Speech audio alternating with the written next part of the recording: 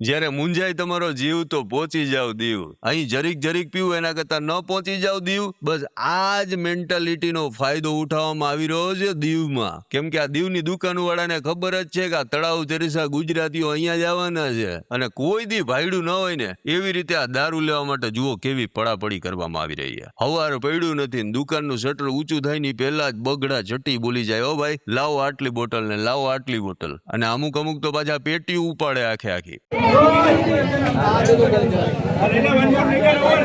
બે પેટીઓ 5-5 પેટી માલ આપે છે.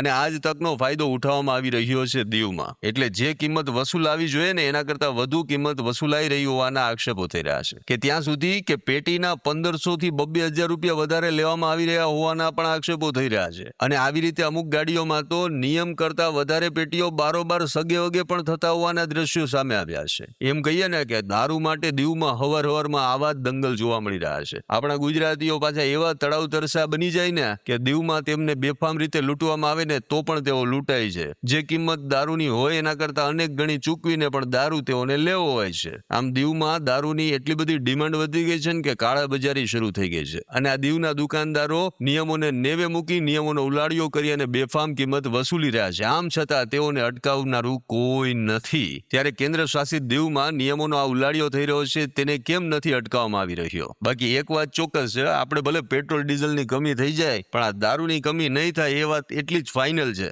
એટલે દીવમાં તો આટલા જામ છલકાયા જ છે પણ દીવથી કદાચ માલ બારોબાર સગે વગે થાય છે એવી વાતો પણ સામે આવી રહી છે. ત્યારે દીવનો તમારો અનુભવ કેવો રહ્યો કમેન્ટ કરીને જણાવો.